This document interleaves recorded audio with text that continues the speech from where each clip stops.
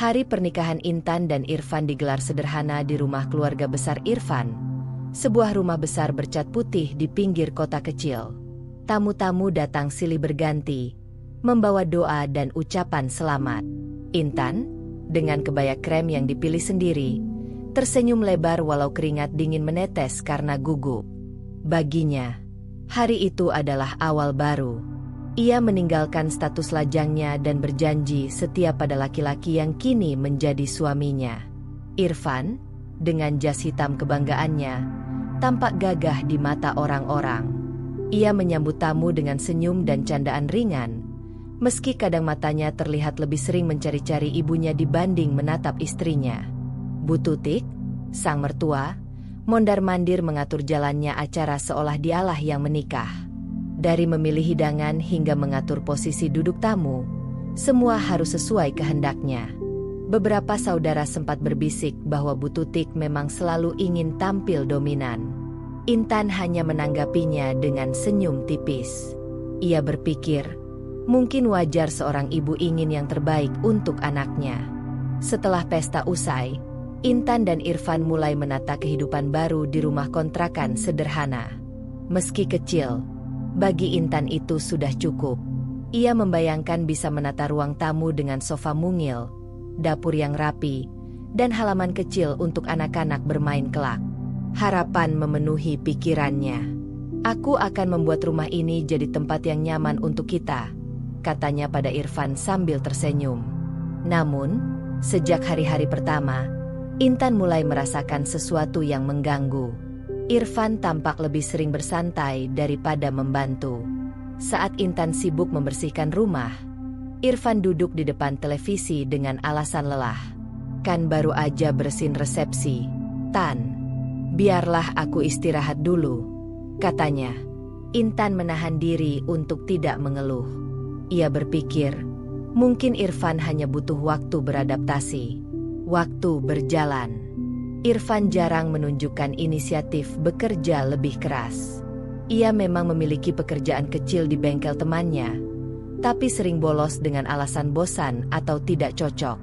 Intan menutupi rasa kecewanya dengan kesabaran. Ia percaya pernikahan adalah perjuangan bersama. "Aku harus tetap mendukung dia. Mungkin kalau aku sabar, Irfan akan berubah," gumamnya dalam hati. Di balik semua itu, Bu Tutik kerap berkunjung. Hampir setiap minggu, ia datang dengan berbagai alasan. Kadang membawa makanan, kadang sekadar mengecek keadaan rumah. Tetapi kedatangannya sering membuat Intan merasa seperti tamu di rumah sendiri. Bu Tutik tidak segan-segan mengatur letak perabot, menegur cara Intan memasak, bahkan mengomentari cara Intan berbicara pada Irfan. "Seorang istri harus tahu diri, jangan bikin suami capek," begitu ucapannya suatu kali. Padahal saat itu justru Irfan yang malas bekerja. Intan berusaha tersenyum. "Iya, Bu. Intan akan berusaha lebih baik." Jawaban itu keluar meski hatinya perih. Ia merasa selalu diawasi, selalu diukur dengan standar yang tidak jelas. Irfan, yang duduk di samping ibunya, hanya mengangguk-angguk tanpa membela istrinya. "Iya, Bu. Intan masih belajar," katanya ringan, seolah mengamini ucapan ibunya. Malam-malam berlalu dengan percakapan singkat antara Intan dan Irfan.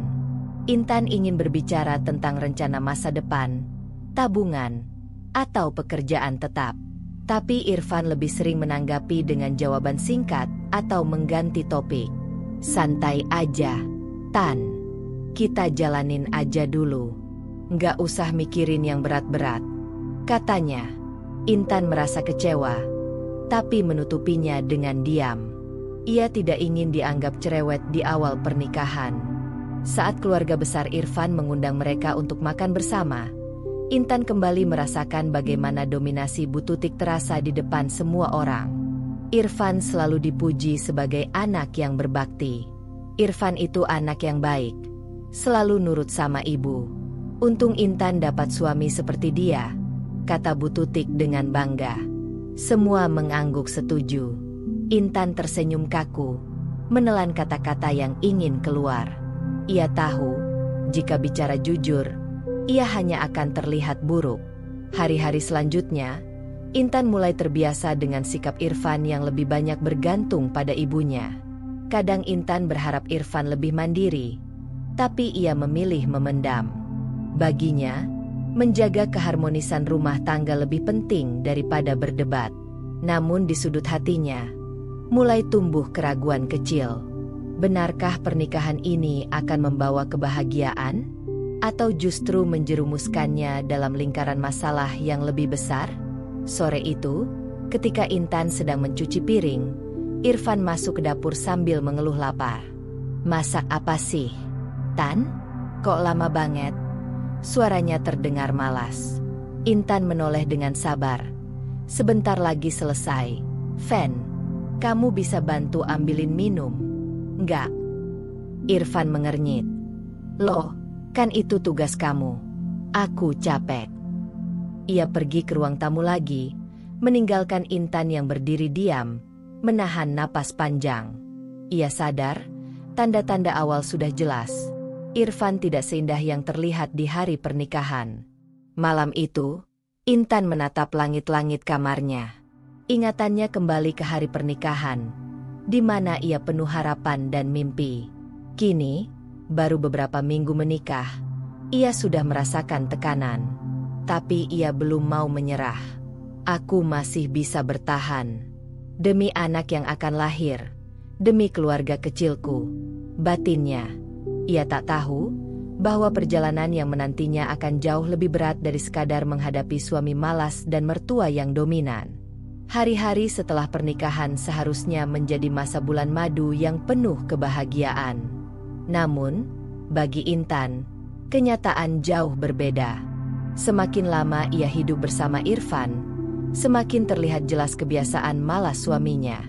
Irfan jarang bangun pagi, lebih suka tidur hingga siang hari. Jikapun bangun, ia menghabiskan waktu dengan bermain ponsel atau nongkrong bersama teman-temannya, bukan mencari nafkah. "Fen, bukannya kamu ada jadwal ke bengkel hari ini?" tanya Intan suatu pagi sambil menyiapkan sarapan sederhana. Irfan yang masih setengah terpejam hanya bergumam, "Ah, malas, Tan. Kerja di bengkel itu capek. Lagi pula bayarnya juga nggak seberapa." Intan terdiam. Ia tahu kondisi keuangan rumah tangga mereka belum stabil, sementara kebutuhan sehari-hari tetap harus dipenuhi. Dengan berat hati, ia mulai mencari cara menambah penghasilan. Ia kembali menerima pesanan kue dari tetangga, pekerjaan kecil yang dulu sering ia lakukan sebelum menikah. Meski lelah mengurus rumah, Intan tetap mencoba bekerja keras demi kebutuhan mereka. Setiap kali Irfan pulang dengan tangan kosong, Bu Tutik tetap membanggakan anaknya di depan keluarga besar. "Irfan itu anak baik, nggak pernah bikin ibu susah," katanya suatu kali saat acara kumpul keluarga. Semua orang mengangguk, percaya begitu saja pada ucapan Bu Tutik. Intan hanya tersenyum hambar. Ia ingin bicara, tapi ia tahu suaranya tidak akan didengar.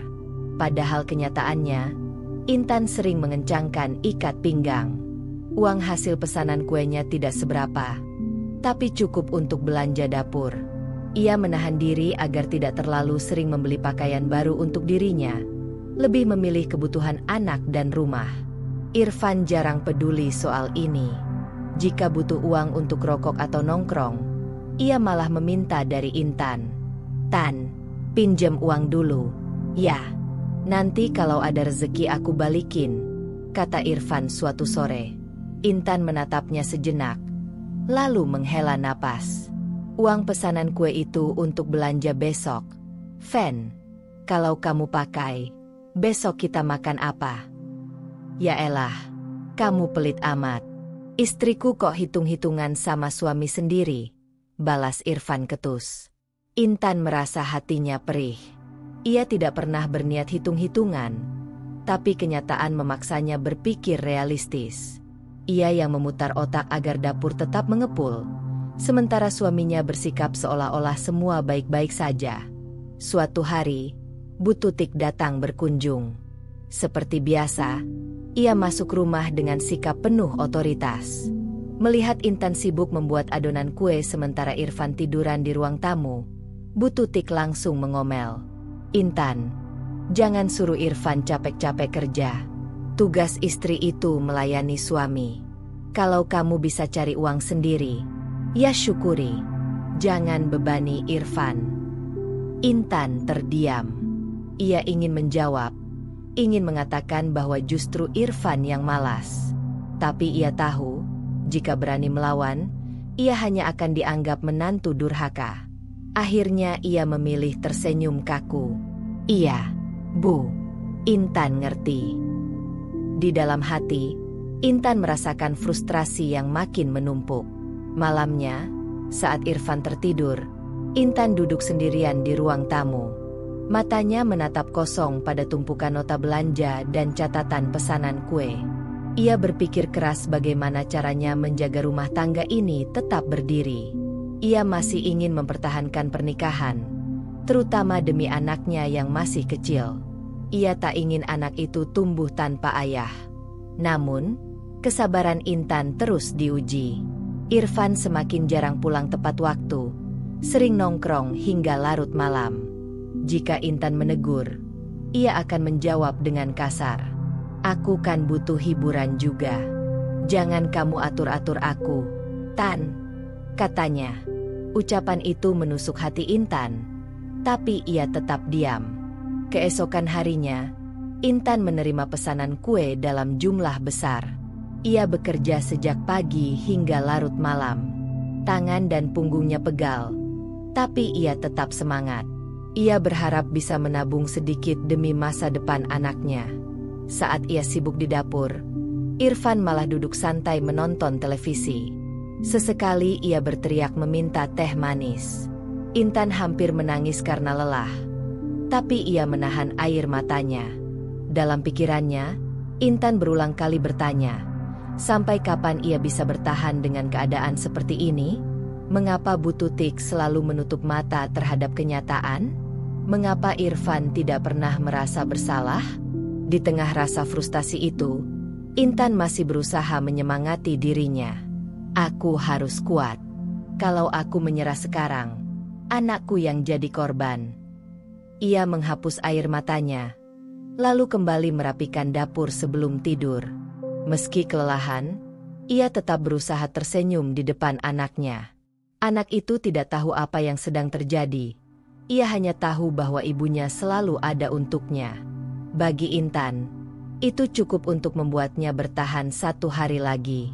Namun, jauh di lubuk hatinya, Intan mulai menyadari bahwa pernikahan ini tidak seindah yang ia bayangkan dulu.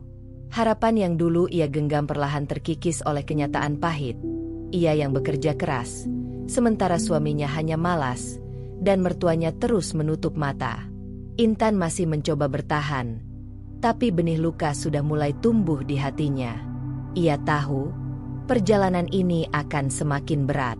Suatu pagi yang seharusnya berjalan biasa, rumah Intan dan Irfan dipenuhi suara berisik. Intan baru saja pulang dari pasar dengan belanjaan seadanya.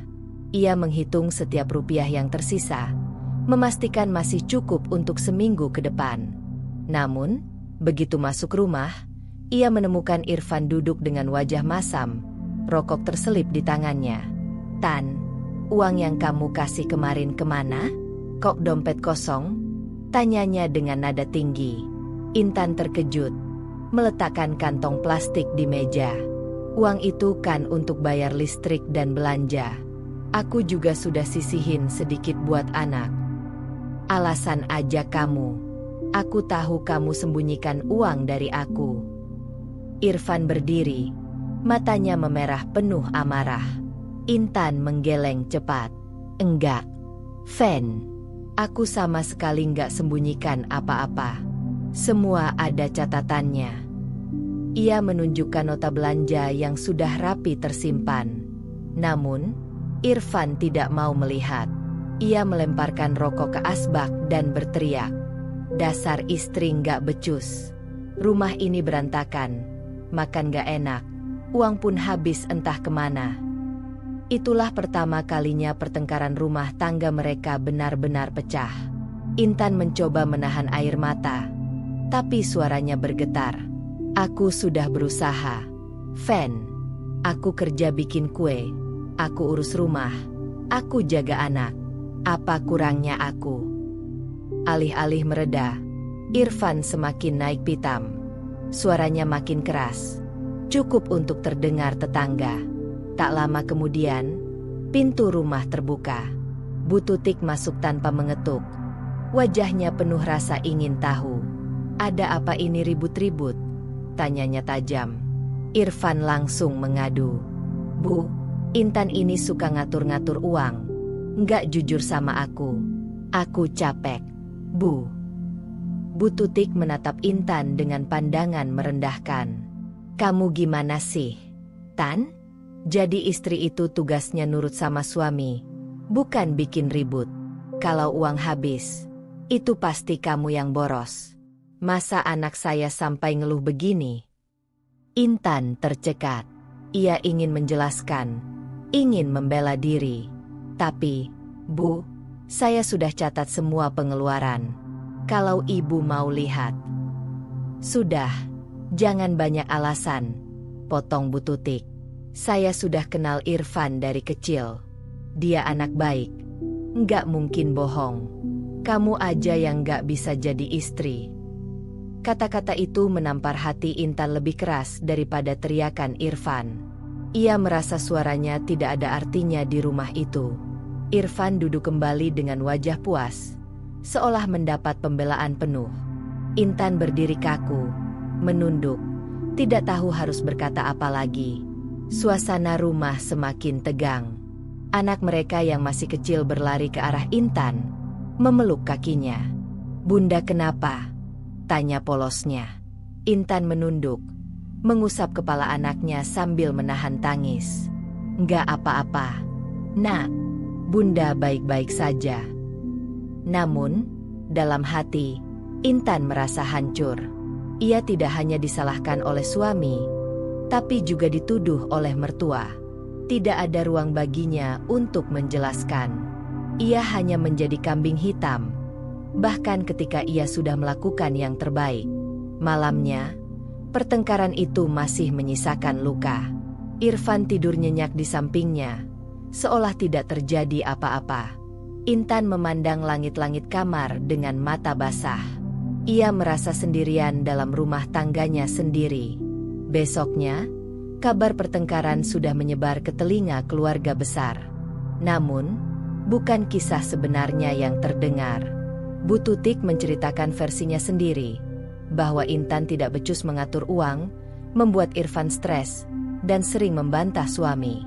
Keluarga besar pun percaya, karena mereka lebih dulu mengenal Irfan. Intan semakin terkucil. Ia datang ke acara keluarga dengan kepala tertunduk. Sepupu dan iparnya menatapnya dengan sinis, meski tak berani bicara terang-terangan. Semua percaya ia yang salah. Hanya Intan yang tahu kebenaran, dan sayangnya, tidak ada yang mau mendengarnya. Di rumah, Intan mulai menyadari bahwa setiap masalah akan selalu diarahkan padanya. Ia merasa tidak punya suara, bahkan keberadaannya hanya untuk dipersalahkan. Namun, meski terluka, ia memilih bertahan. Bukan karena lemah, tetapi karena ia masih berharap suatu hari Irfan berubah, atau setidaknya demi anaknya agar tumbuh dengan kedua orang tua. Malam itu, sambil memeluk anaknya yang sudah tertidur, Intan berbisik lirih. Bunda kuat, Nak. Bunda akan selalu ada buat kamu. Biarpun orang lain gak peduli, Bunda gak akan tinggalkan kamu. Air matanya jatuh pelan, membasahi bantal. Ia sadar, ini baru permulaan. Masalah pertama sudah membuatnya dijadikan kambing hitam. Apa yang akan terjadi nanti, ketika masalah yang lebih besar datang? Sejak pertengkaran besar itu, suasana rumah tangga Intan tak lagi sama. Ia masih menjalani rutinitasnya, bangun pagi, menyiapkan sarapan, mengurus anak, dan membuat pesanan kue. Namun, ada sesuatu yang patah dalam hatinya. Kata-kata Irfan yang menuduhnya boros, ditambah dengan tudingan Bu Tutik yang menyalahkannya, membekas lebih dalam daripada yang bisa ia bayangkan. Di dapur, ketika sedang menguleni adonan, Intan sering berhenti sejenak. Tangannya gemetar, pikirannya melayang. Ia bertanya-tanya, apakah dirinya benar-benar istri yang buruk? Ataukah ia hanya korban keadaan yang selalu dijadikan kambing hitam? Namun, begitu anaknya datang berlari, memanggil dengan suara polos, luka itu sedikit mereda. "Bunda, aku lapar," kata anak kecil itu. Intan tersenyum, meski matanya sembab. "Sabar ya, Nak.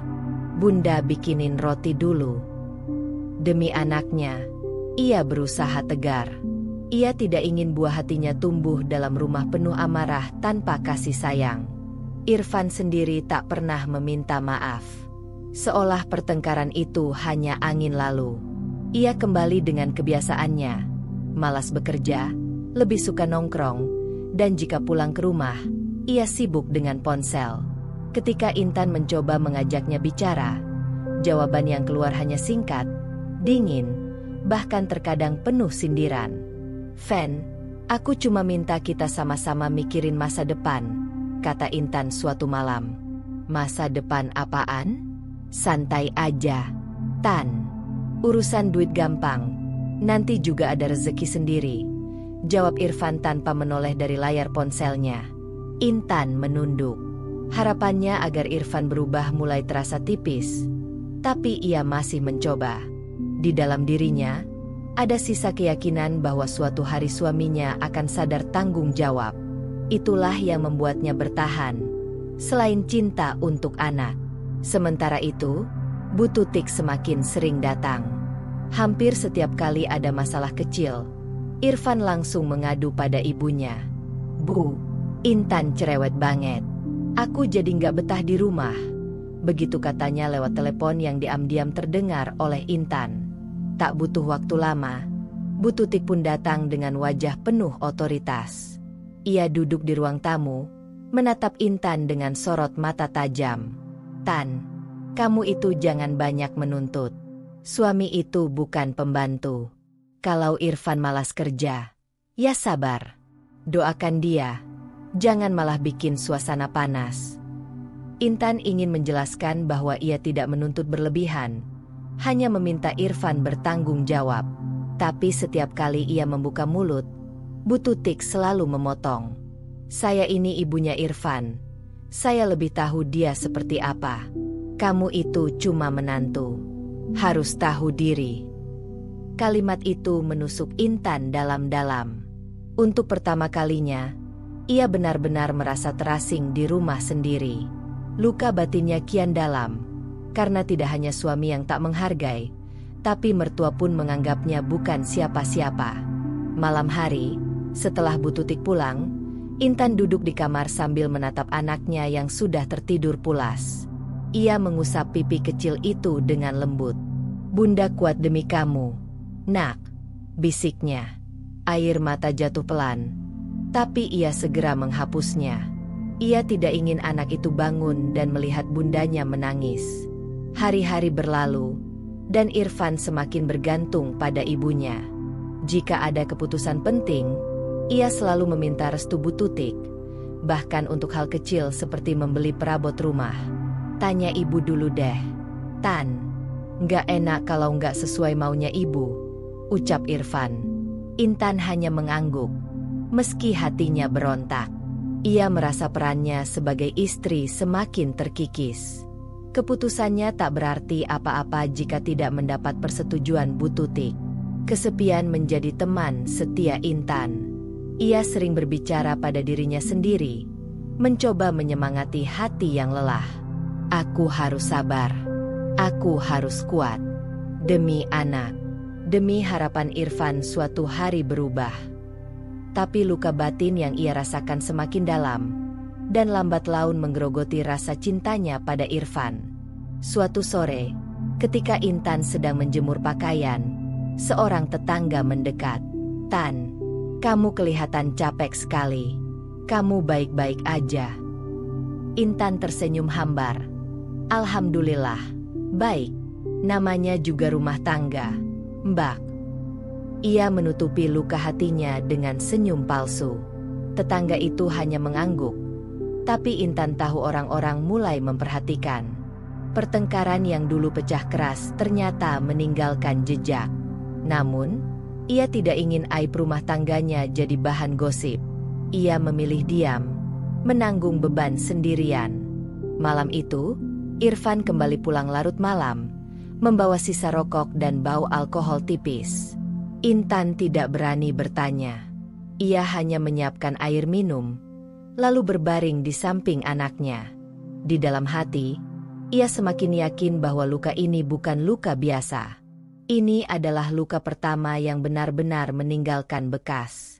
Luka batin yang akan selalu mengingatkannya bahwa rumah tangganya jauh dari kata sempurna. Namun, meski hatinya hancur, Intan masih berbisik dalam doa. Ya Allah, beri aku kekuatan. Jangan biarkan aku menyerah sekarang. Aku masih punya anak. Aku masih berharap Irfan bisa berubah.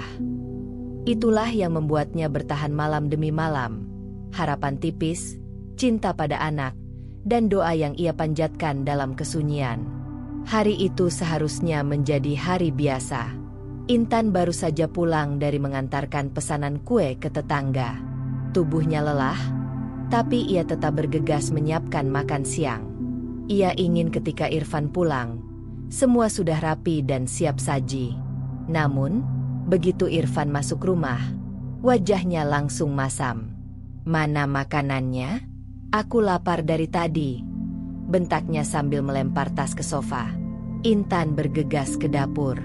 Sebentar, Fen, tinggal angkat saja, baru matang. Tapi Irfan tidak sabar. Ia menghampiri dapur, melihat lauk sederhana yang Intan siapkan, sayur bening dan tempe goreng. Cuma ini? Kamu ngapain aja seharian? Tan? Dasar nggak becus. Nada suaranya tajam, menusuk hati Intan. Ia terdiam, mencoba menahan emosi. Aku habis antar pesanan kue. Fen, aku juga belanja, terus masak. Maaf kalau cuma sederhana. Irfan menggebrak meja. Piring bergetar. Anak mereka yang sedang bermain di ruang tengah terkejut hingga menangis. Alasan terus. Kamu itu istri gagal. Makanan aja nggak bisa bikin enak. Apa gunanya aku nikahin kamu? Ucapan itu menampar hati Intan. Tapi kali ini, Irfan tidak berhenti pada kata-kata. Saat Intan hendak mengambil piring, tangan Irfan menepisnya kasar hingga hampir jatuh. Intan terhuyung, berpegangan pada meja. Mata Irfan penuh amarah. Jangan ngelawan aku, Tan. Kalau kamu terus begini, jangan salahkan aku kalau tangan ini mendarat di kamu. Dan benar saja, untuk pertama kalinya, tangan Irfan benar-benar terangkat. Ia mendorong bahu Intan dengan keras, hingga wanita itu terbentur dinding. Intan terdiam, tubuhnya gemetar. Ia tidak pernah menyangka suaminya berani melakukan itu. Sakit fisiknya tidak seberapa dibandingkan perih di hatinya. Anak mereka menangis semakin keras, berlari memeluk kaki Intan. Bunda jangan. Ayah jangan marah. Suara kecil itu membuat suasana makin menyayat hati. Namun, bukannya menyesal, Irfan justru pergi keluar rumah dengan pintu dibanting keras. Intan terduduk di lantai, memeluk anaknya erat-erat. Air matanya mengalir deras. Itu adalah luka baru, lebih dalam dari sebelumnya. Ia mencoba menenangkan anaknya sambil berbisik. Bunda nggak apa-apa, Nak. Jangan takut. Sore harinya, Bu Tutik datang setelah mendapat telepon dari Irfan. Begitu masuk rumah, ia langsung menatap Intan dengan tatapan penuh tuduhan. Apalagi yang kamu lakukan ke Irfan sampai dia harus marah begitu? Intan terdiam, suaranya tercekat. Bu, saya nggak salah. Saya cuma masak. Irfan yang tiba-tiba marah. Ah, kamu ini selalu cari alasan, potong Bu Tutik dengan kasar. Kalau Irfan sampai marah, pasti karena kamu nggak bisa ngurus rumah dengan benar. Anak saya itu baik, nggak mungkin main tangan kalau kamu nggak bikin dia naik darah. Kalimat itu membuat dada Intan sesak. Ia ingin berteriak, ingin menunjukkan lebam di lengannya, tapi ia tahu percuma. Bu Tutik tidak akan percaya. Ia lebih memilih menuduh menantunya daripada mengakui bahwa anak lelakinya salah. Bu, saya juga manusia. Saya sudah berusaha sebisa mungkin. Tapi Irfan, suara Intan terhenti, air matanya jatuh. Bu Tutik malah mendengus. Air mata nggak akan bikin kamu jadi istri baik. Tan, belajarlah sabar. Itu kewajiban istri. Malamnya, Irfan pulang dengan wajah tenang seolah tidak terjadi apa-apa. Intan masih merasakan sakit di bahunya, tapi ia memilih diam. Di meja makan, Irfan hanya berkata singkat, "Besok jangan bikin aku marah lagi." Intan menunduk, menyendokkan nasi ke piring Irfan tanpa menjawab. Di dalam hatinya, ia merasa semakin hancur. Ini bukan lagi sekadar luka batin, tapi juga luka fisik. Dan yang lebih menyakitkan, ia tidak punya siapa-siapa untuk membela. Anak kecil itu, yang duduk di sampingnya sambil memakan nasi pelan-pelan, menjadi satu-satunya alasan Intan tetap duduk di meja itu. Kalau bukan karena kamu, Nak, pikirnya, mungkin Bunda sudah menyerah. Malam itu, ketika Irfan sudah tertidur, Intan duduk di sudut kamar. Ia meraba lengannya yang memar, lalu menatap anaknya yang lelap. Dalam hati, ia berkata lirih, "Ya Allah, ini ujian apa? Aku kuatkan diri demi anakku. Tapi sampai kapan aku harus begini?" Itulah malam pertama Intan benar-benar menyadari, rumah tangganya tidak hanya penuh dengan kata-kata menyakitkan, tapi kini juga penuh kekerasan. Luka itu akan membekas selamanya, menjadi pengingat bahwa cintanya pada Irfan semakin terkikis sedikit demi sedikit. Hari-hari setelah kejadian itu, Intan berusaha tetap tegar. Lebam di lengannya perlahan memudar, tapi luka di hatinya masih membekas.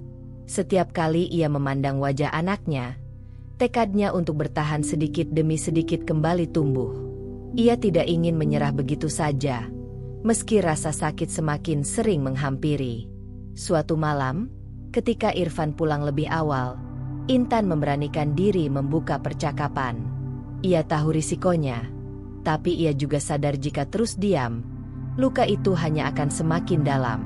"Fen," ucap Intan pelan, setelah mereka selesai makan.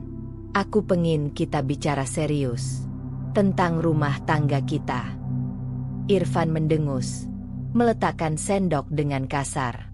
"Ngapain lagi? Kamu mau ceramahin aku?" "Ya, aku nggak mau ceramah. Aku cuma pengin kita saling terbuka. Aku capek, Fen. Aku kerja, urus rumah, urus anak.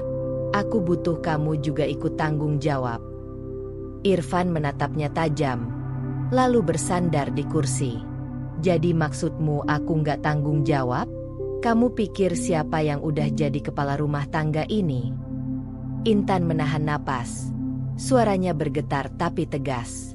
Kepala rumah tangga itu bukan cuma status, Fen, tapi tanggung jawab.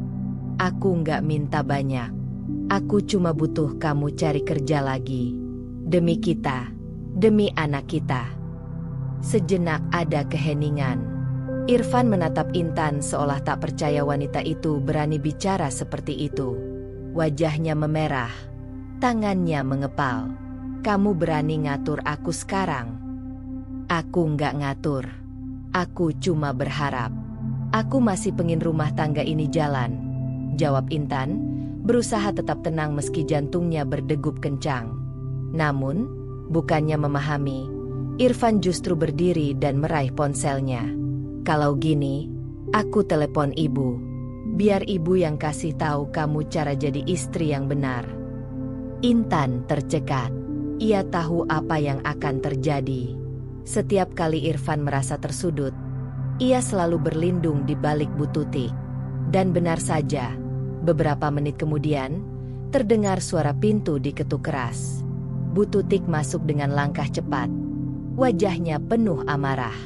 "Apa-apaan ini, Tan?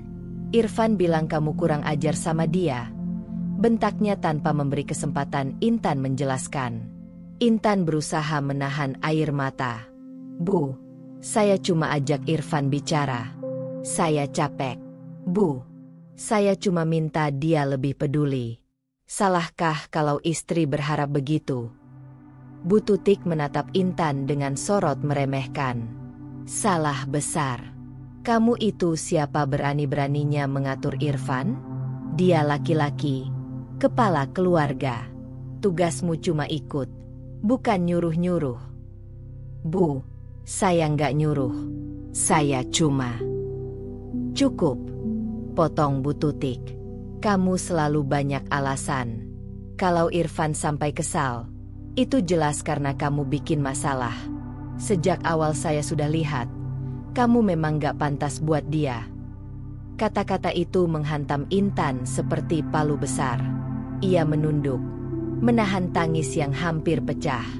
Irfan berdiri di samping ibunya, dengan wajah puas seakan menang dalam perdebatan. "Lihat, Tan, bahkan ibu juga tahu kamu salah. Jangan pernah coba-coba ngatur aku lagi," ujar Irfan dengan nada merendahkan. Intan meremas rok panjangnya erat-erat. Hatinya ingin berteriak, ingin menjelaskan, ingin melawan. Tapi suaranya terkunci. Ia tahu, apapun yang ia katakan hanya akan diputarbalikkan. Malam itu, setelah Bu Tutik pulang, Intan duduk di kamar sambil menatap kosong. Anaknya tidur di pangkuannya, tidak tahu apa yang sedang dialami ibunya. Intan membelai rambut kecil itu, mencoba menguatkan diri. Bunda udah coba bicara baik-baik, tapi ternyata, di mata mereka, Bunda selalu salah, bisiknya lirih. Ia merasa pertahanannya gagal. Usahanya untuk memperbaiki rumah tangga malah membuatnya semakin terpojok. Irfan semakin bersembunyi di balik ibunya, dan Bu Tutik semakin berkuasa dalam rumah tangganya. Namun, meski luka itu makin dalam, Intan tahu ia tidak boleh menyerah sepenuhnya. Ia masih punya anak, dan ia masih punya secercah harapan, meski tipis, bahwa Irfan suatu saat akan sadar. Di dalam doa malamnya, Intan berucap lirih, "Ya Allah, aku sudah berusaha. Aku nggak tahu lagi harus bagaimana. Tapi beri aku kekuatan untuk tetap bertahan. Jangan biarkan aku hancur di depan anakku." Hari-hari berikutnya terasa semakin berat bagi Intan. Jika dulu Bu Tutik hanya sesekali datang ke rumah, kini hampir setiap minggu ia hadir, bahkan tanpa pemberitahuan. Dengan alasan menjenguk cucu, Bu Tutik masuk membawa tatapan tajam dan komentar yang menusuk hati. "Tan, rumah kok berantakan begini? Istri yang baik itu harus bisa bikin rumah selalu rapi. Jangan bikin Irfan gak betah di rumah," katanya suatu pagi, ketika melihat mainan anak berserakan di ruang tamu. Intan menunduk, berusaha menjawab dengan tenang. "Anak lagi main, Bu. Nanti saya rapikan." Tapi Bu Tutik tak berhenti di situ. Ia masuk ke dapur, mengangkat panci, lalu mengernyit. "Masakanmu juga itu-itu saja. Irfan dari kecil suka makanan enak. Jangan karena kamu sibuk bikin kue untuk orang lain, kebutuhan suami malah kamu abaikan." Kalimat itu terasa seperti racun yang perlahan meresap ke dalam hati Intan. Ia ingin menjelaskan bahwa uang dari jualan kue dipakai untuk kebutuhan rumah tangga, untuk membayar listrik, sekolah anak, dan bahkan kebutuhan sehari-hari yang seharusnya jadi tanggung jawab Irfan. Namun, ia tahu, apapun penjelasannya akan diputarbalikkan. Irfan sendiri semakin nyaman dengan keberadaan ibunya. Setiap kali ada kritik dari Bu Tutik, ia hanya mengangguk, seolah mengiyakan semua. Bahkan, tak jarang Irfan ikut menambahkan, "Iya, Bu, saya juga capek. Intan ini kalau dibilangin susah.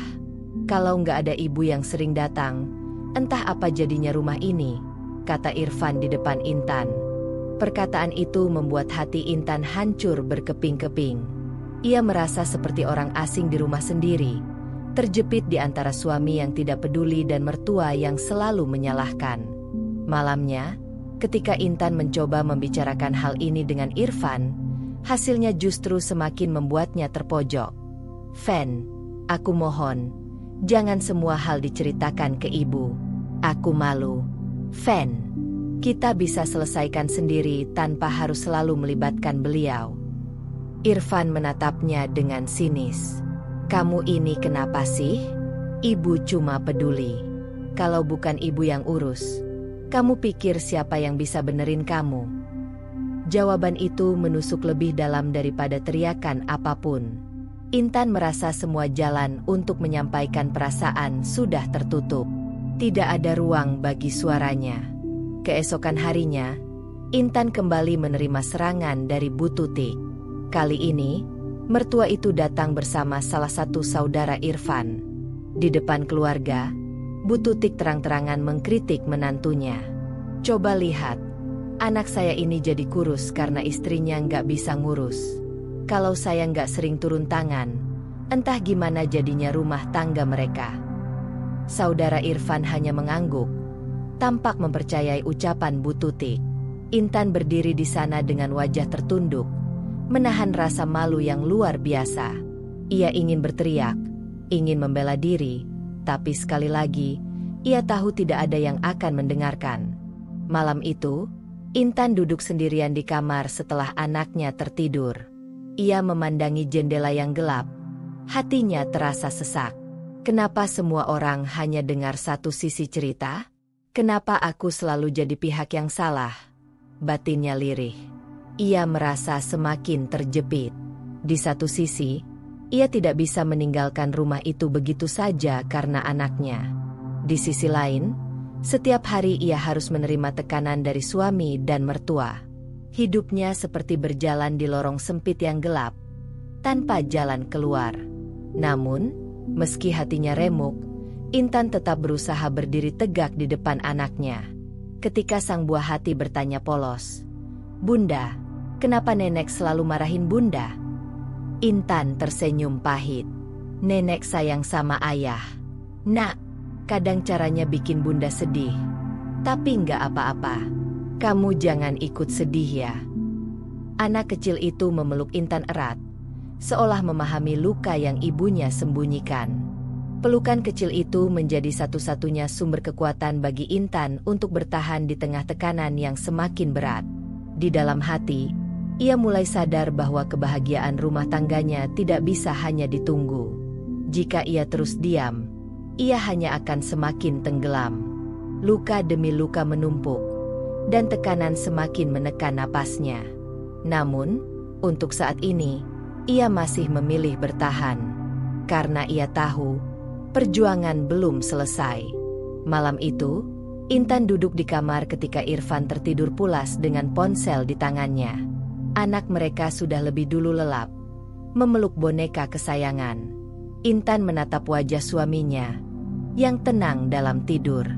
Wajah yang dulu ia cintai, kini lebih sering menghadirkan luka. Hatinya perih. Tapi untuk pertama kalinya, ada sesuatu yang berubah dalam pikirannya. Ia sadar, diam saja hanya membuatnya semakin hancur. Ia tidak bisa terus-menerus menjadi kambing hitam. Jika ia ingin bertahan demi anak, ia juga harus punya pertahanan. Pelan-pelan, Intan mengambil buku catatan kecil dari laci. Dengan tangan bergetar, ia mulai menulis tanggal dan kejadian yang baru saja terjadi beberapa hari lalu.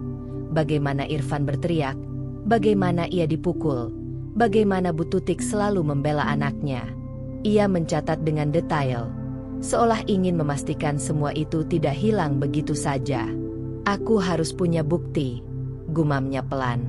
Hari-hari berikutnya, Intan menjalani rutinitas seperti biasa. Ia masih memasak, mengurus rumah, melayani suami, dan menjaga anak. Dari luar, seolah tidak ada yang berubah. Ia masih tersenyum ketika tetangga menyapa, masih tampak sibuk dengan pesanan kuenya. Tapi di balik senyum itu, ada strategi yang sedang ia jalankan. Ketika Irfan marah lagi suatu sore karena lauk yang menurutnya tidak enak, Intan diam-diam menyalakan perekam suara di ponselnya. Suara teriakan Irfan, kata-kata kasarnya, semua terekam jelas. Malam harinya, ia memindahkan rekaman itu ke flash disk kecil yang ia sembunyikan di antara lipatan pakaian. Luka di lengannya yang membiru ia foto diam-diam, berpura-pura sedang mengecek ponsel. Semua ia simpan rapi, dengan kode dan catatan agar tidak tertukar. Kadang hatinya berdebar kencang setiap kali melakukan itu. Kalau ketahuan, apa yang akan terjadi padaku? Pikirnya. Namun, ia juga tahu, jika tidak menyiapkan sesuatu, ia akan terus berada dalam lingkaran penderitaan tanpa akhir. Bu Tutik tetap sering datang, dengan komentar pedas yang tak pernah absen. "Tan, kamu itu nggak becus. Untung ada Irfan yang sabar sama kamu." Intan hanya tersenyum tipis, menunduk, seolah menerima semuanya. Tapi dalam hati, ia menuliskan kata-kata itu di buku catatannya. Semakin lama, buku kecil itu penuh dengan cerita kelam yang hanya ia dan Tuhan yang tahu. Intan menuliskan detail jam, tanggal, bahkan ekspresi wajah Irfan saat marah. Ia menulis sambil menahan tangis, tapi juga dengan kekuatan baru yang perlahan tumbuh. Anak kecilnya yang polos sering melihat bundanya duduk menulis malam-malam. "Bunda nulis apa?" tanyanya suatu kali. Intan tersenyum dan mengelus kepala anaknya. "Bunda lagi nulis doa. Nak, doa supaya kita kuat." Anak itu mengangguk polos, lalu kembali tidur. Ada rasa bersalah di hati Intan, karena harus menyembunyikan semua ini. Tapi ia tahu, ini bukan sekadar tentang dirinya. Ini tentang anaknya juga, tentang masa depan mereka. Ia tidak ingin anak itu tumbuh dalam rumah yang penuh dengan teriakan dan kekerasan. Perlahan, Intan mulai belajar berpura-pura. Ketika Irfan tertawa bersama teman-temannya, ia ikut tersenyum. Ketika Bu Tutik datang, ia masih menyuguhkan teh dan makanan ringan. Dari luar, ia tampak tetap menjadi menantu yang patuh. Tapi di balik kepatuhannya, ia sedang membangun pertahanan. Malam-malamnya kini berbeda. Bukan lagi hanya diisi tangisan, tetapi juga strategi. Ia membayangkan suatu hari nanti, semua bukti yang ia simpan akan berguna. Suatu hari, ia bisa berdiri tanpa lagi dituduh, tanpa lagi dianggap salah. Namun, ia juga sadar, jalan itu masih panjang. Ia harus sabar, harus hati-hati, karena satu langkah salah bisa membuat semua usahanya sia-sia. Di hadapan anaknya, ia tetap menjadi ibu penuh kasih. Ia tersenyum, bercanda, mengantar anak sekolah dengan penuh perhatian. Tapi di dalam dirinya, ia menyimpan luka sekaligus kekuatan. Suatu malam, setelah menulis catatan baru, Intan menutup bukunya dan memeluk erat anaknya yang sudah tertidur. "Bunda janji, Nak, suatu hari, kita akan bebas dari semua ini. Bunda janji." Dan untuk pertama kalinya sejak lama, Intan merasa dirinya tidak sepenuhnya kalah. Ia masih punya cara untuk melawan, meski caranya sunyi dan tersembunyi. Hari itu, suasana rumah terasa tegang sejak pagi. Irfan pulang larut malam dalam keadaan emosi, dan bangun dengan wajah masam. Intan sudah menyiapkan sarapan seperti biasa, berharap setidaknya suasana bisa sedikit mencair. "Fen, sarapan dulu. Aku buatkan nasi goreng kesukaanmu," ucap Intan hati-hati. Namun, Irfan hanya melirik sekilas lalu duduk dengan wajah tak puas. Ia menyendok makanan, lalu meletakkannya kembali dengan kasar. "Ini nasi goreng? Hambar begini kamu bilang makanan? Kamu tuh ngapain aja di rumah?" Intan terdiam. Ia sudah tahu, apapun yang ia lakukan, tetap akan salah di mata Irfan. Tapi hari itu, anak mereka sedang duduk di meja, memperhatikan dengan mata polos. Intan berusaha menjaga nada suaranya tetap tenang. Kalau kurang bumbu, nanti aku bisa tambahkan. Jangan marah, Fen. Anak lihat. Kalimat itu justru menyulut amarah Irfan. Jangan ngajarin gue. Dari dulu lo nggak pernah bisa bikin gue puas. Nggak bisa masak, nggak bisa ngurus rumah, nggak bisa apa-apa. Semua lo salahin gue. Nada suara yang keras membuat anak kecil itu terkejut. Ia menunduk, menahan air mata. Intan segera mendekap anaknya, berusaha menenangkan. Sudah, nak, tidak apa-apa. Makan dulu. Tapi Irfan berdiri, mendorong kursinya hingga bergeser keras ke lantai. Wajahnya memerah, nadinya menegang. Lo berani-beraninya bikin gue malu depan anak sendiri, teriaknya. Sebelum Intan sempat menjawab, tangan Irfan melayang. Pukulan keras mendarat di pipi Intan. Suara tamparan itu menggema di ruangan, membuat anak mereka menjerit menangis. Ayah, jangan pukul bunda. Tangisnya pecah, berlari memeluk pinggang Intan. Intan terduduk, matanya berkunang. Pipinya panas, sakit luar biasa. Tapi lebih sakit lagi ketika ia menatap wajah anaknya yang ketakutan. Anak yang seharusnya tumbuh dalam kasih sayang, kini menyaksikan ibunya diperlakukan dengan kasar oleh ayahnya sendiri.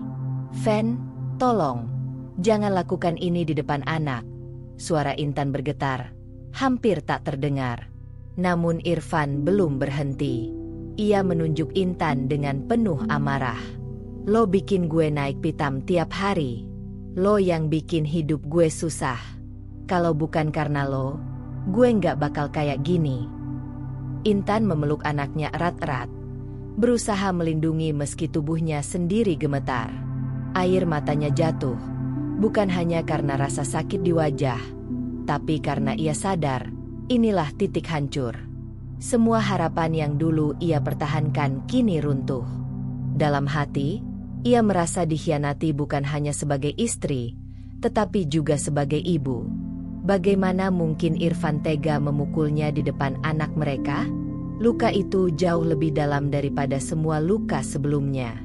Anak kecil itu terus menangis, berteriak-teriak memanggil bundanya, seolah takut kehilangan. Bunda jangan nangis, ayah jahat. Kata-kata polos itu membuat Intan semakin hancur. Ia tidak ingin anaknya tumbuh dengan trauma, tidak ingin si kecil menganggap kekerasan adalah hal biasa dalam rumah tangga. Ketika Irfan akhirnya keluar rumah dengan membanting pintu, meninggalkan mereka, Intan terduduk lama di lantai. Pipinya masih berdenyut, tubuhnya lemas. Ia memeluk anaknya erat, mencoba menenangkan. SHH, sudah, nak, bunda ada di sini. Jangan takut, ya. Tapi kata-kata itu terasa kosong, karena Intan sendiri dipenuhi ketakutan. Malam-malam sebelumnya ia masih bisa menulis catatan, masih bisa menyimpan bukti dengan hati-hati. Namun kali ini, ia sadar, garis yang tidak pernah ingin ia lewati, sudah dilanggar. Di depan anak, ia dipukul. Malamnya, Intan duduk sendiri di kamar setelah anaknya tertidur kelelahan karena menangis terlalu lama. Ia menatap wajah polos buah hatinya, lalu menatap cermin. Bekas merah masih terlihat jelas di pipinya. Ia merasakan sesak yang luar biasa, namun juga ada tekad yang mulai tumbuh lebih kuat. Aku tidak bisa terus begini. Aku harus lakukan sesuatu. Kalau tidak, anakku akan hancur bersamaku. Untuk pertama kalinya, Intan benar-benar yakin bahwa rumah tangganya telah sampai di titik hancur. Tidak ada lagi alasan untuk percaya pada perubahan Irfan. Tidak ada lagi alasan untuk berharap pada pembelaan Bu Tutik. Yang tersisa hanyalah kenyataan pahit. Ia harus melindungi dirinya dan anaknya sebelum semuanya terlambat. Setelah malam kelam itu, Intan merasa dirinya berada di persimpangan yang menakutkan. Luka di pipinya sudah mulai memudar, Tapi luka di hati dan terutama di mata anaknya yang penuh ketakutan masih membekas kuat. Setiap kali ia menatap buah hatinya, ia tahu ia tidak boleh lagi hanya diam. Hari-hari berikutnya, Intan menjalani rutinitas dengan wajah biasa. Ia tetap memasak, mengantar anak sekolah, menerima pesanan kue, dan bahkan tersenyum ketika bertemu tetangga. Namun di balik itu semua, ada kegelisahan yang terus berputar. Ia tahu, ia butuh dukungan. Ia tidak bisa lagi menanggung semuanya seorang diri.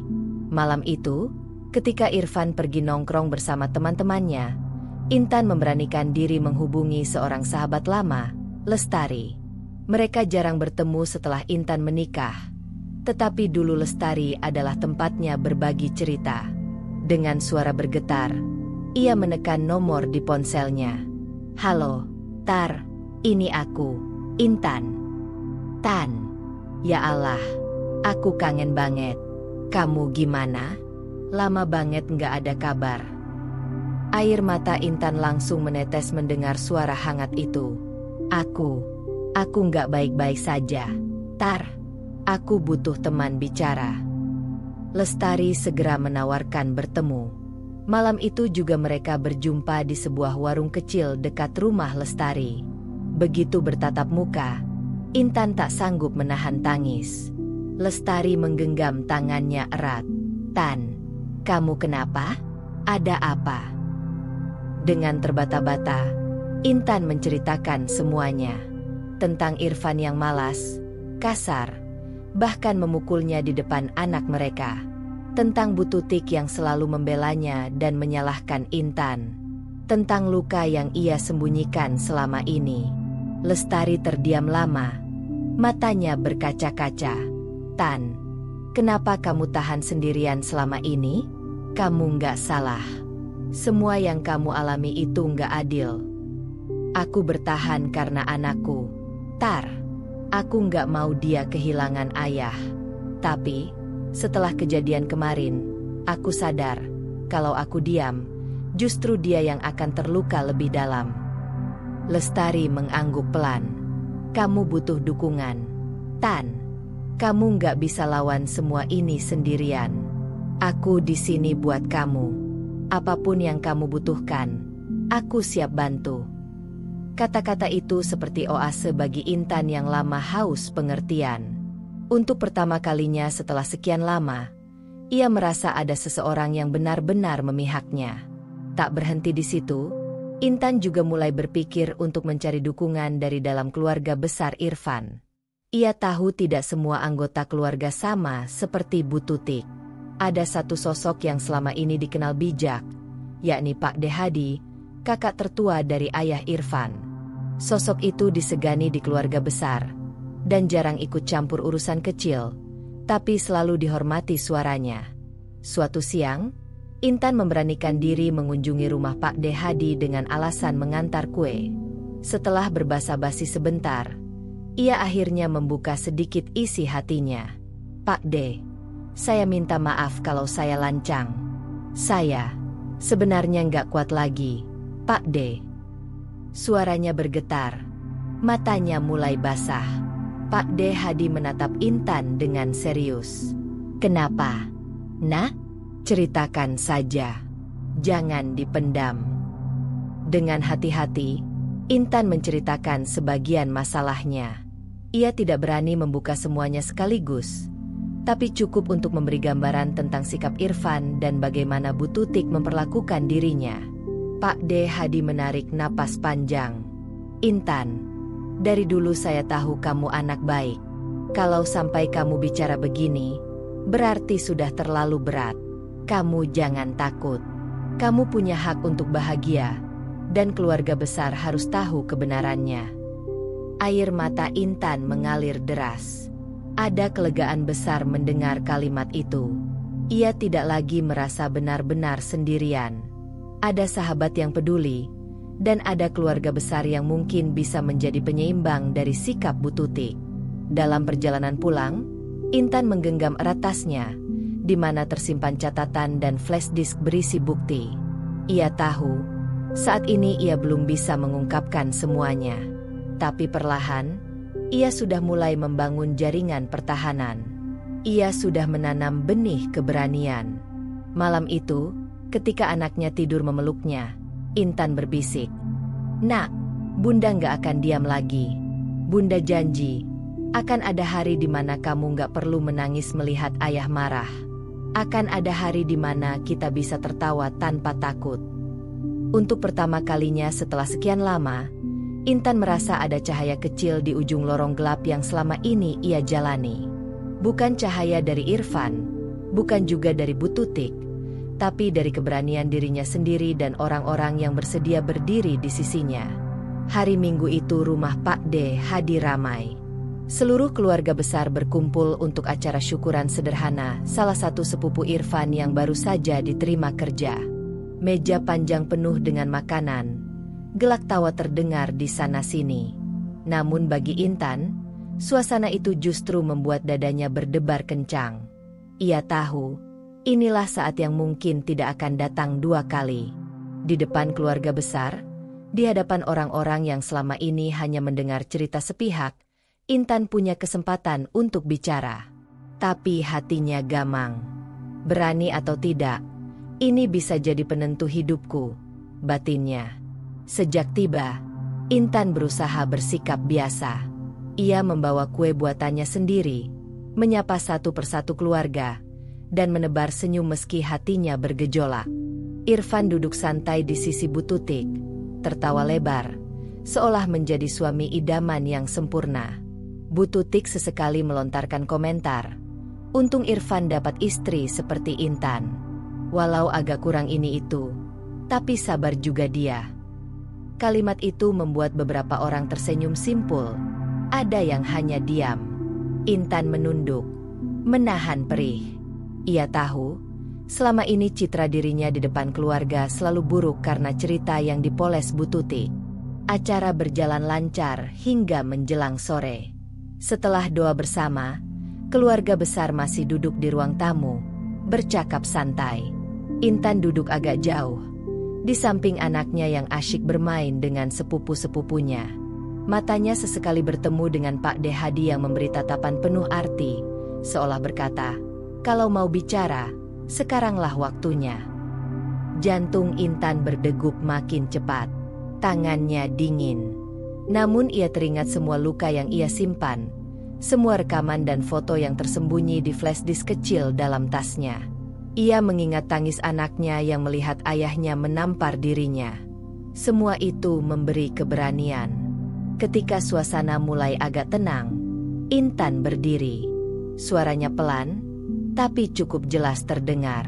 "Pak D, Bude, semua keluarga. Maaf kalau saya lancang. Ada sesuatu yang ingin saya sampaikan." Ruangan langsung hening. Semua mata tertuju padanya. Irfan menoleh dengan dahi berkerut, sementara Bu Tutik sudah bersiap dengan tatapan curiga. Intan menarik napas panjang. "Selama ini, saya sering diam. Saya terima semua yang dikatakan tentang saya.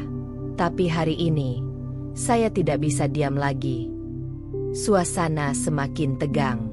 Irfan mulai gelisah, mencoba tersenyum kaku. "Tan, nggak usah macam-macam di sini. Nggak ada yang salahkan sama rumah tangga kita." Namun Intan menatapnya dengan mata berair tapi tegas. "Ada, Fen.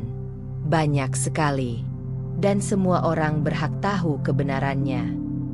Beberapa keluarga mulai berbisik-bisik. Pak D Hadi memberi isyarat dengan tangannya agar semua diam, lalu berkata, "Biarkan Intan bicara. Kita dengarkan dulu." Suara Intan bergetar, tapi jelas. "Selama ini, saya selalu dianggap salah. Kalau rumah berantakan, saya disalahkan. Kalau ekonomi sulit, saya dituding tidak becus.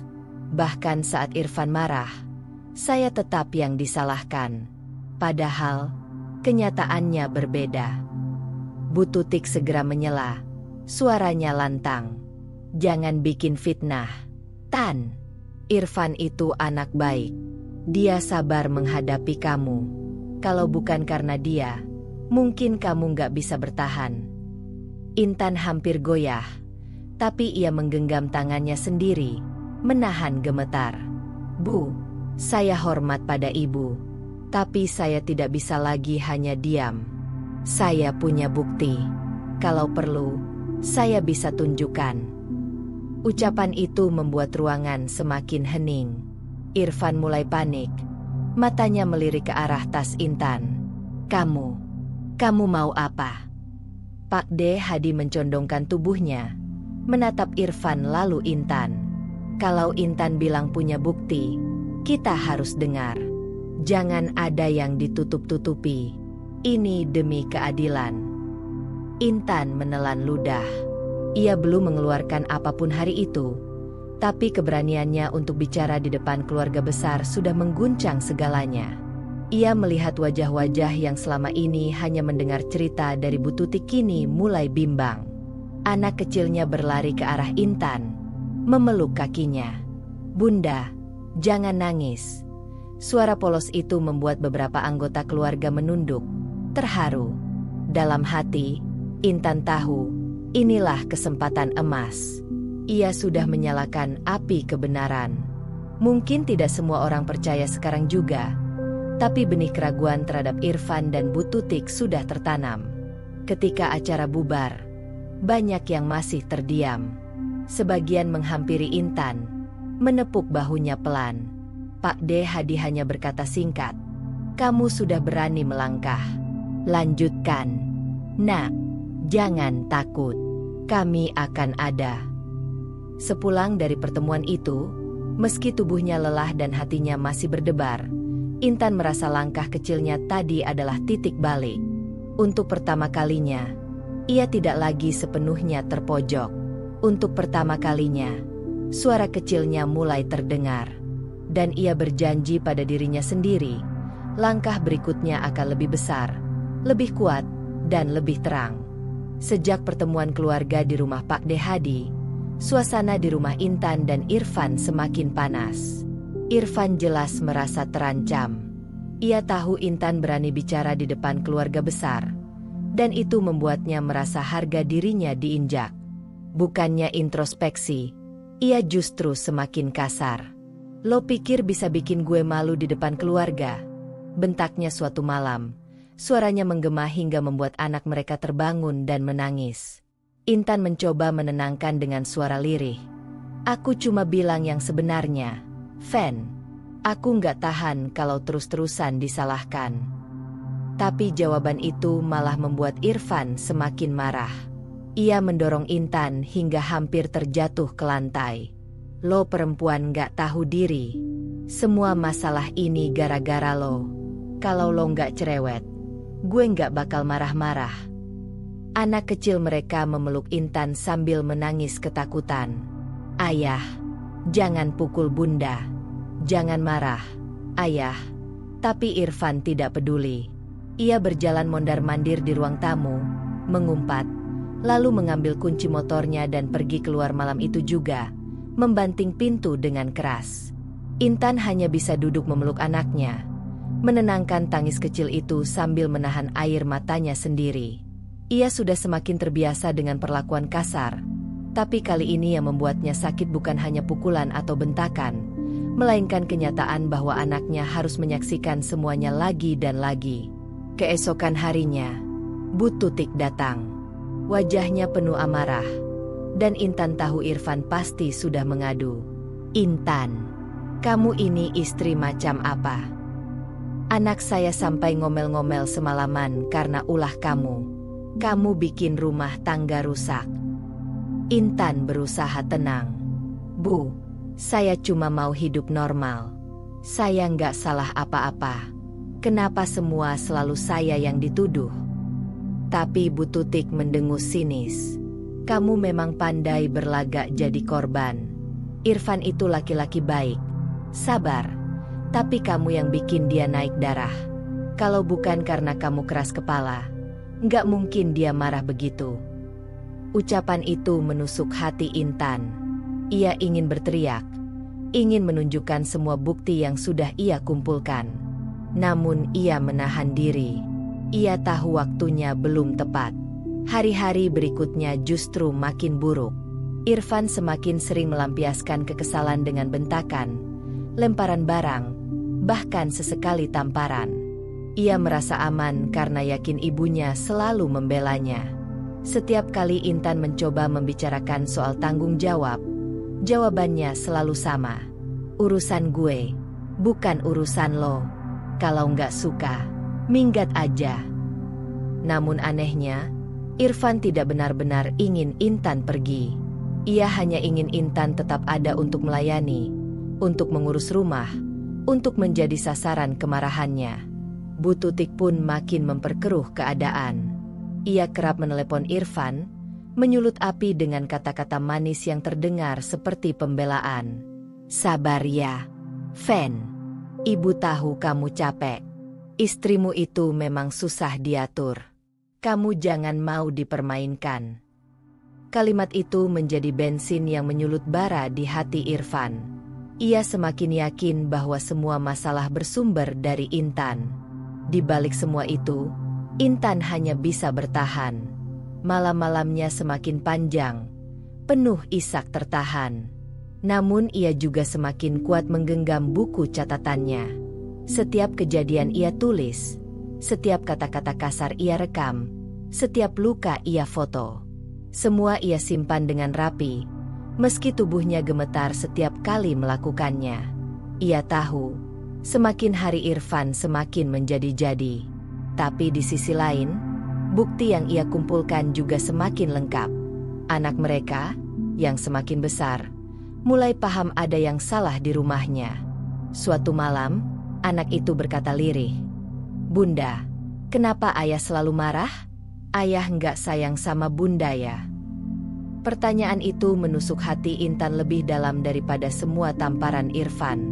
Ia memeluk erat anaknya, berusaha menenangkan. "Ayah sayang, Nak. Hanya saja ayah suka salah cara. Tapi kamu jangan khawatir. Bunda ada di sini, dan Bunda akan selalu lindungi kamu."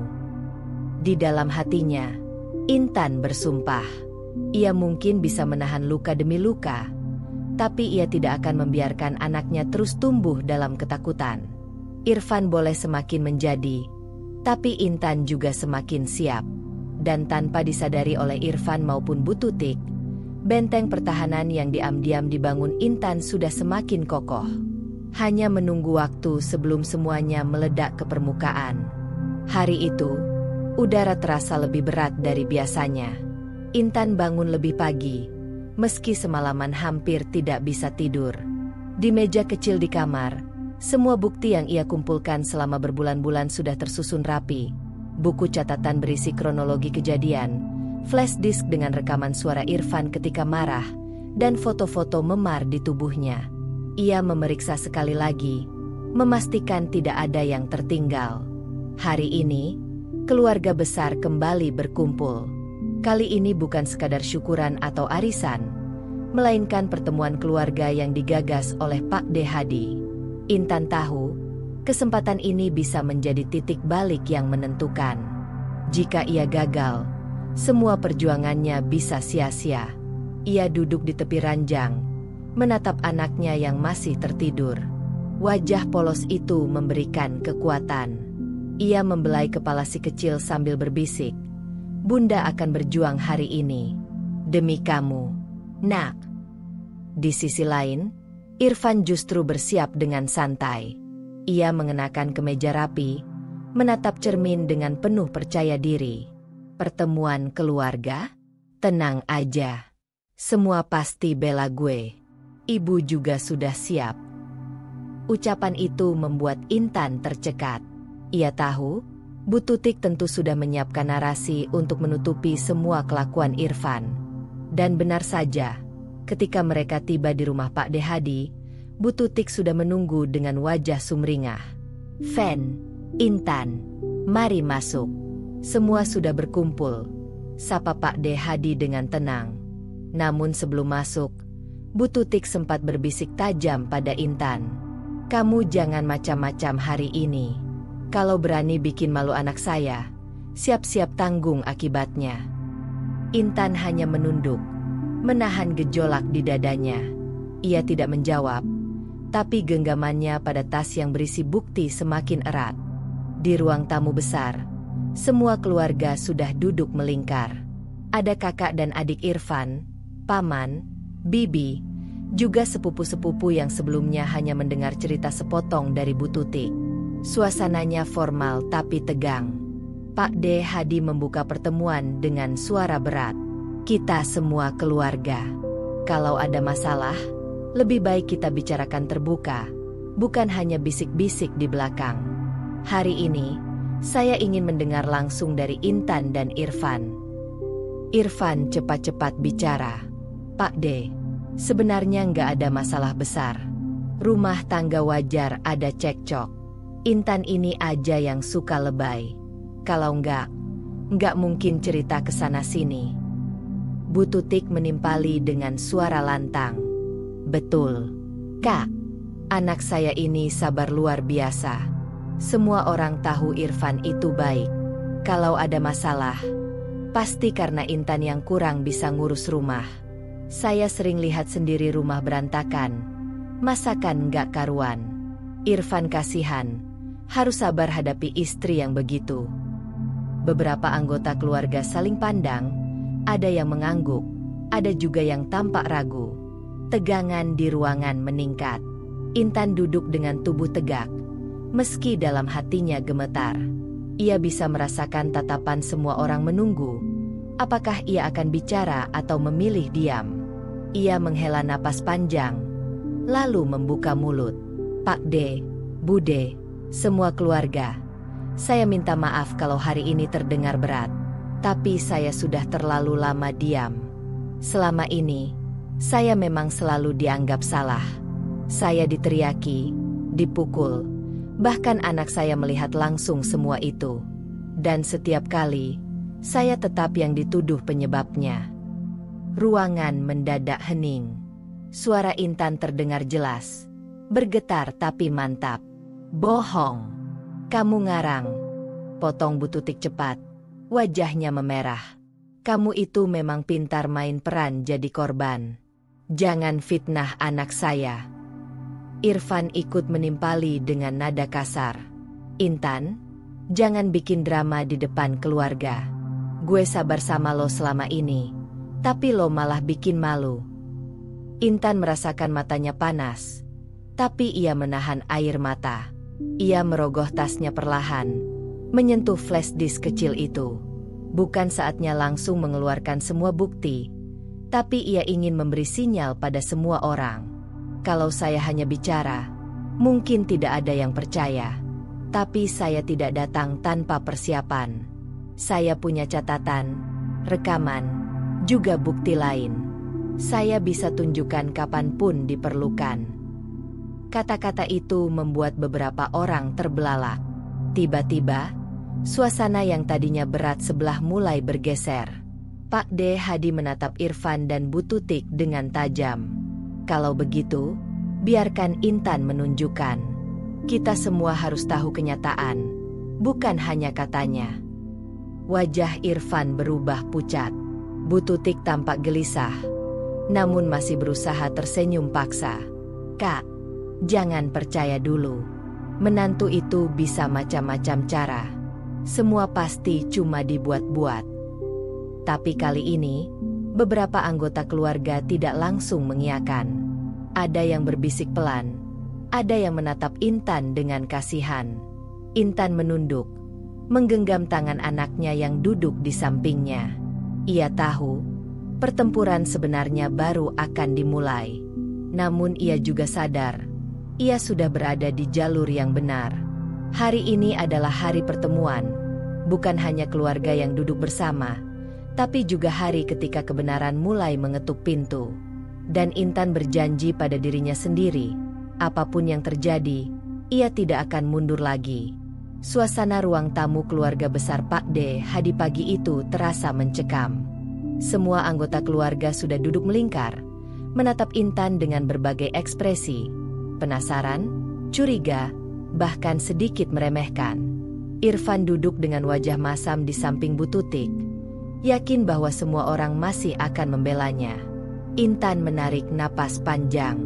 Hatinya berdebar, tapi ia sudah menyiapkan diri untuk momen yang paling menentukan dalam hidupnya. Ia merogoh tasnya dan mengeluarkan flash disk, buku catatan, dan beberapa foto yang selama ini disembunyikan dengan rapi. "Pak D, Bude, semua keluarga," kata Intan dengan suara tegas meski bergetar. "Hari ini saya tidak bicara sekadar kata-kata. Saya bawa bukti. Semuanya tercatat, terekam, dan terdokumentasi dengan jelas. Jika kalian ingin tahu kebenaran rumah tangga saya, ini saatnya." Irfan cepat menoleh dengan mata melotot. "Apa-apaan ini? Lo mau bikin malu gue di depan keluarga?" "Diam dulu, Fen," ujar Pak D. Hadi dengan suara berat. "Biarkan Intan menunjukkan dulu.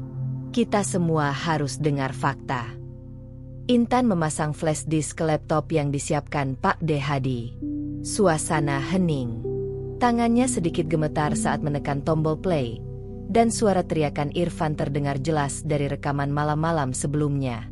"Lo perempuan gak tahu diri. Semua masalah ini gara-gara lo. Kalau lo gak cerewet, gue gak bakal marah-marah." Beberapa anggota keluarga tercengang, menatap Irfan dengan mata membelalak. Anak kecil mereka memeluk Intan erat, menatap ayahnya dengan bingung. "Ini baru satu malam, Fen. Masih banyak lagi," kata Intan sambil menatap Irfan langsung, penuh ketegasan. Ia kemudian membuka buku catatannya, menampilkan tanggal, jam, dan kronologi kejadian yang menimpa dirinya. Setiap bentakan, setiap pukulan, bahkan setiap komentar menyakitkan Bu Tutik tertulis rapi. Selanjutnya, Intan menunjukkan foto-foto bekas memar di lengannya, hasil dari perlakuan kasar Irfan. Wajahnya pucat dan gemetar, tapi ia menahan air mata. Ini bukan rekayasa, bukan cerita bohong. Semua ini fakta. Fakta yang selama ini ditutupi, fakta yang selama ini membuat saya terpojok, fakta yang dilihat oleh anak saya juga, ujar Intan. Suaranya mulai mantap. Ruangan hening total. Semua mata tertuju pada Irfan dan Bu Tutik. Irfan menunduk. Wajahnya berubah merah campur malu dan marah. Ia ingin membantah, tapi suara rekaman dan bukti foto itu jelas tak terbantahkan. Bu Tutik, yang sejak awal percaya diri membela anaknya, tampak goyah. Tangan yang sebelumnya mengepal kini gemetar. Itu, nggak mungkin. Intan cuma membesar-besarkan. Suaranya tercekat. Pak D. Hadi menatap Bu Tutik tajam. "Sudah jelas semua bukti di depan kita. Tak ada yang dibesar-besarkan. Sudah saatnya kita jujur pada diri sendiri. Ini bukan hanya soal salah benar, tapi tentang keadilan dan keselamatan seorang ibu serta anaknya." Beberapa anggota keluarga mulai berbicara pelan, menyatakan keterkejutan dan simpati pada Intan. Kakak dan adik Irfan saling menatap. Wajah mereka menunjukkan keraguan dan rasa bersalah karena selama ini hanya mendengar cerita satu pihak. Irfan bangkit dari kursinya, mencoba keras membela diri, tapi suaranya terdengar lemah. Tapi aku nggak bermaksud begitu." "Sudah cukup, Fen," potong Pak D. Hadi. "Tindakanmu jelas, ucapanmu terdokumentasi, dan bukti-bukti ini tidak bisa dibantah. Sudah saatnya menerima kenyataan." Intan menghela napas lega. Ia menatap anaknya, yang kini duduk di pangkuannya. Tampak lega tapi masih sedikit ketakutan. Pelukan erat itu memberi Intan kekuatan baru. Semua pengorbanan dan kesabaran yang bertahun-tahun akhirnya membuahkan hasil. Bu Tutik menunduk. Wajahnya memerah dan matanya berkaca-kaca. Ia mencoba berbicara, namun kata-kata yang keluar hanya terbata-bata. Tidak ada lagi pembelaan yang bisa mengubah fakta yang sudah di depan mata. "Intan, mungkin selama ini saya salah. Saya terlalu membela anak saya," akhirnya terdengar, Suara Bu Tutik hampir tersedak. Irfan menunduk.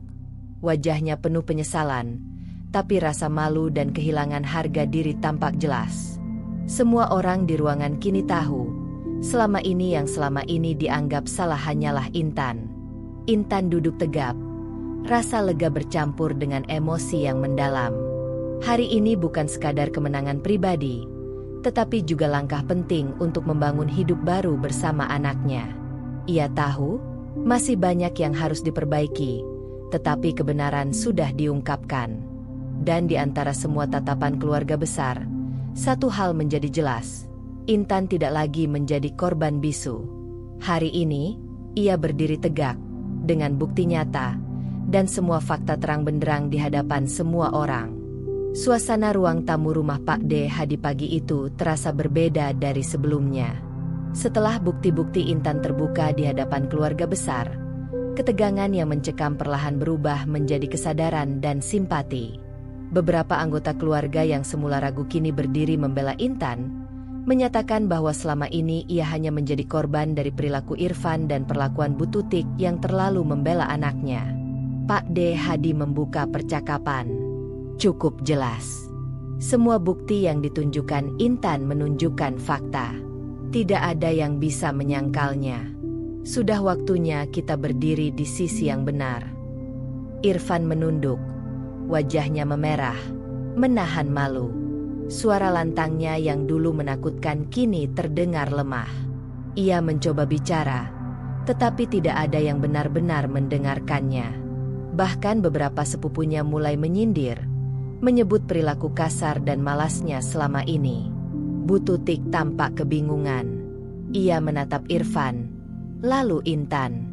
Air matanya menetes. Anakku, selama ini aku salah. Aku terlalu membela kamu. Semua yang terjadi, aku tidak menyangka. Intan menatap Bu Tutik dengan mata lembut tapi tegas. Bu, ini bukan tentang menyalahkan siapapun lagi. Ini tentang keadilan. Tentang anak dan saya yang selama ini terperangkap dalam ketidakadilan. Saya hanya ingin hidup yang aman dan bahagia untuk anak saya. Irfan tetap diam. Wajahnya pucat dan muram. Ia menyadari, untuk pertama kalinya, ia benar-benar sendirian. Tidak ada yang membelanya. Bahkan orang yang paling ia percaya, ibu sendiri, mulai sadar. Semua status dan citra yang selama ini ia banggakan kini runtuh. Beberapa anggota keluarga mendekat, memberikan dukungan kepada Intan. Mereka menepuk bahu dan menguatkannya, membuatnya merasa diterima dan dibela. Salah satu kakak Irfan berkata dengan tegas, "Intan, kamu sudah melakukan hal yang benar. Kita semua di sini melihat dan mendengar kebenarannya. Kamu tidak sendiri lagi." Anak kecil mereka, yang sebelumnya selalu ketakutan melihat ayahnya marah, kini menatap Intan dengan penuh rasa aman. Ia memeluk ibunya erat, seolah memahami bahwa ibunya telah memenangkan perlindungan dan keadilan. Intan menghela napas panjang, perasaan lega dan kuat bercampur. Semua pengorbanan, kesabaran, dan perjuangan selama bertahun-tahun membuahkan hasil. Ia tahu, saat ini adalah momen untuk melangkah maju, meninggalkan semua yang menyakitkan, dan memulai hidup baru dengan kepala tegak. "Fen," kata Intan dengan suara tenang tapi tegas, menatap Irfan. "Ini sudah cukup.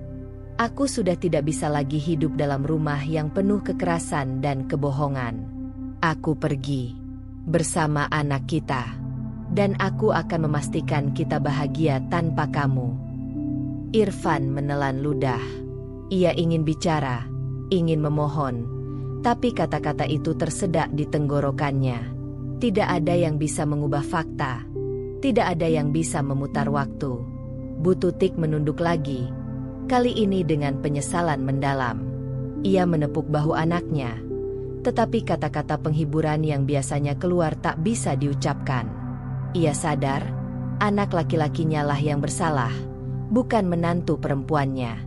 Semua pembelaan yang selama ini dilontarkan justru membuat kerugian semakin besar. Intan merapikan tasnya, menggendong anaknya, dan melangkah ke pintu dengan keyakinan. Kakinya mantap. Setiap langkah diiringi rasa bebas yang baru dirasakan. Ia tidak menoleh ke belakang, meski melihat Irfan berdiri di ruang tamu dengan wajah hancur. Langkah mereka di luar rumah terasa ringan. Udara pagi terasa segar, seolah ikut membersihkan beban yang selama ini menempel. Intan menatap anaknya yang tersenyum kecil, dan ia tersenyum kembali, penuh harapan. Di sisi lain, Irfan kehilangan segalanya. Rumah yang ia anggap aman, ibu yang selalu membelanya, bahkan harga diri yang selama ini ia banggakan, semua runtuh dalam satu hari. Ia menyadari, dunia yang ia kira mendukungnya ternyata menuntut pertanggungjawaban. Bu Tutik menatap anaknya dengan air mata dan rasa bersalah. Ia tidak bisa lagi menutupi kenyataan. Semua pembelaan selama ini tidak menolong, dan ia hanya bisa berharap Irfan belajar dari semua ini. Intan dan anaknya melangkah menjauh, menuju hidup baru. Tidak ada dendam, hanya ketegasan dan keberanian. Mereka meninggalkan masa lalu yang penuh luka, membawa pengalaman dan kekuatan untuk masa depan yang lebih aman dan bahagia. Dan di belakang mereka, sebuah pelajaran jelas tertinggal.